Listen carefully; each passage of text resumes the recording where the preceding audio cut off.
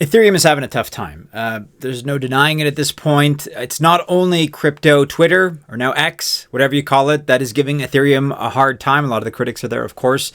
They're very vocal, but probably more importantly, on-chain data is providing proof in a quantitative sense that things are not going that well. For example, the ETH BTC chart doesn't look very good. ETH is just not holding up well. It's not really holding up at all, let's be honest. In December of last year, 2024, the ETH price was still above $4,000, believe it or not, wasn't that long ago. Now it's between $1,600 and $1,700 at the time of this recording. Ethereum ETF outflows also keep going on. Network activity as well is down by 33%. So there are lots of negatives here that we can point to. And then to add fuel to the fire here, we have competitors of Ethereum that just keep gaining ground. Users and funds are clearly migrating to other L1s. So we've got to ask ourselves here, step back, take a look at the big picture. What's the story with Ethereum, and is there any hope left of rebuilding, or is this a dying project? We're going to deep dive and take a closer look at what has historically been one of our favorites, and we'll try to get to the bottom of what is going on with ETH.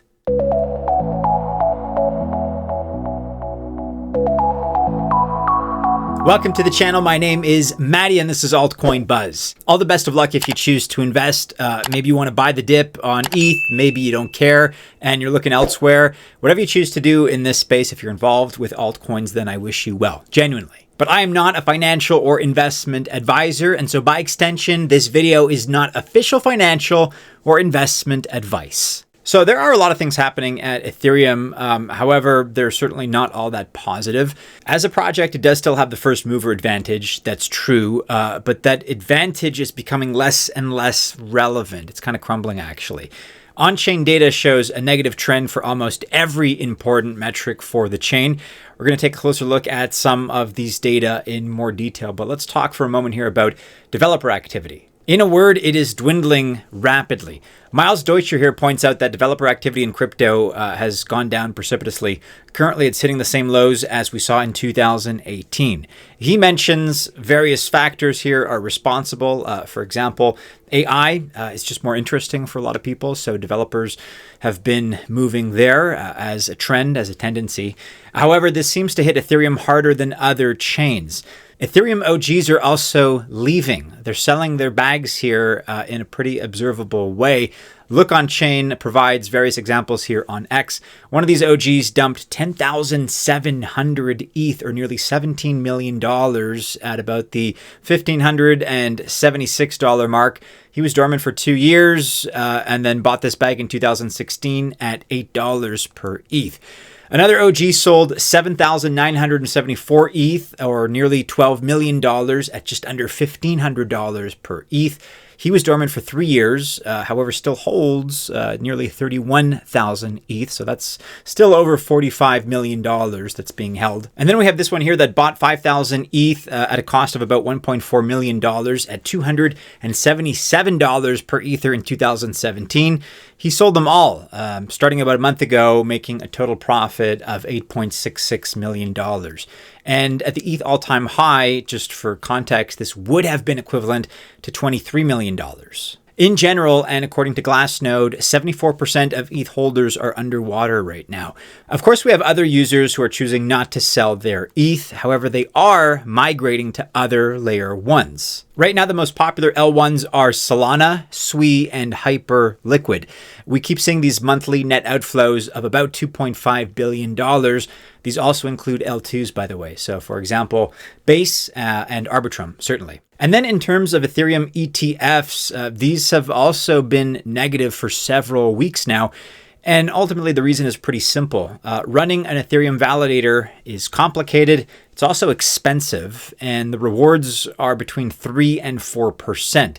Institutions, on the other hand, prefer treasury bonds. These earn over 4%. This spotlight video is sponsored by Walrus protocol, which has the fastest solution for data storage on the market today. And of course, it's from the team behind Sui. And it's a potential Filecoin killer because it does, quite frankly, a lot of things that Filecoin cannot. And it's climbing up the market cap rankings too in the top 100. One thing is that it's so resilient that even with only a few nodes operating, your data availability won't be affected. Decentralized data storage on Walrus is solving a pretty big problem that many blockchains suffer from. That's poor coordination, and it affects you more than you may realize. Walrus protocol has some pretty big advantages with Sui and the Move programming language over other decentralized data providers.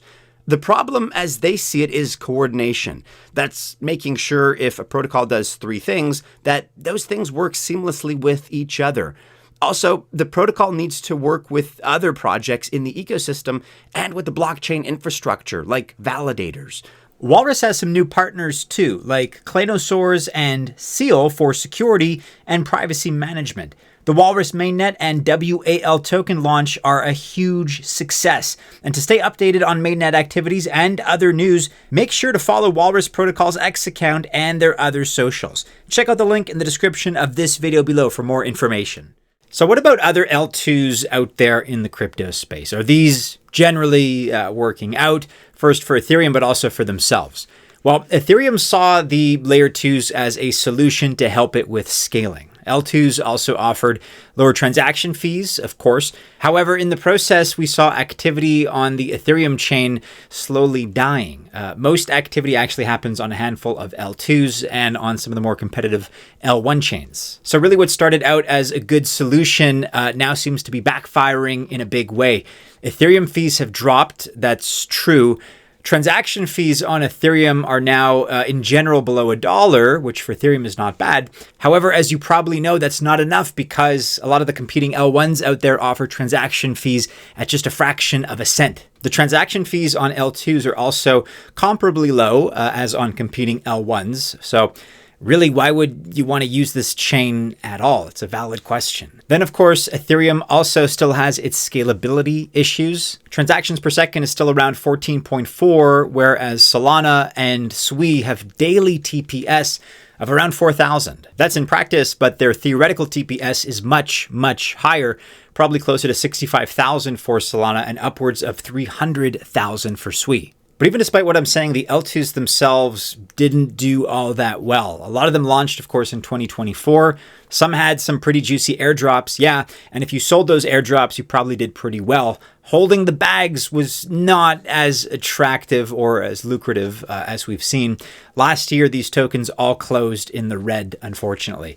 We saw Mode, MODE, minus 26%, Starknet, STRK, minus 72%, ZK Sync, ZK, minus 7%, Blast, BLAST, minus 65%. Even Arbitrum at minus 44% and Optimism at minus 41% had a tough time last year. And these are the top two performing L2s. Now, if we look at revenue, most struggle to get to the $1 million mark in profit in a year. Others even run at a loss. That's not uncommon.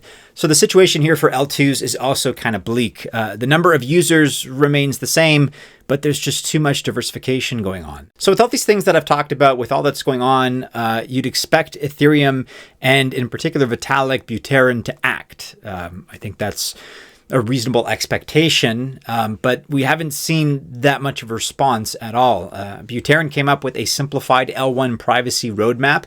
He actually emphasized 4 key areas: on-chain payment privacy, activity anonymization, RPC call privacy, and network anonymization.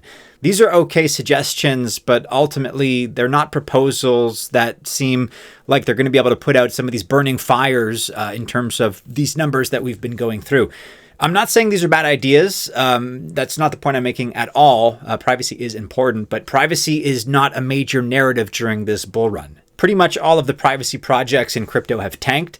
That's something that came as a surprise to me, to be honest, but that is the current reality. In the latest development, though, Vitalik has proposed to replace its EVM with RISC-V. I mentioned this in yesterday's video. Polkadot already uses this.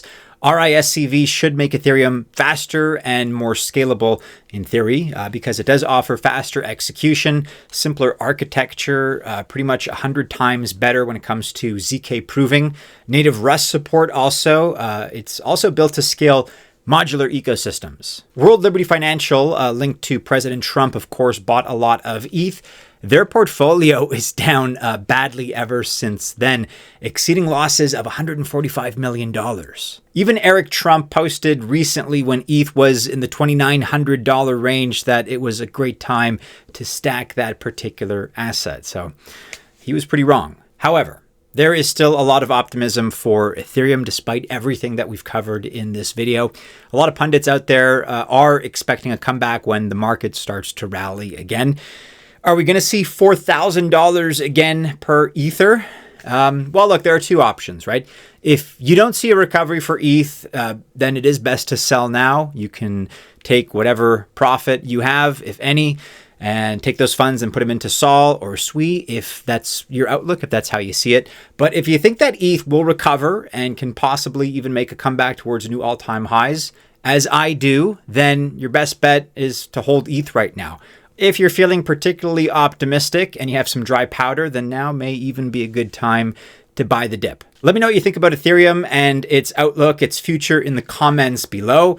I'm always interested to join the discussion here. There's going to be a lot of different thoughts about this one, I'm sure. We also have very lively discussions going on in both Discord and on X. As always, you can join those conversations. You can find the links in the description below.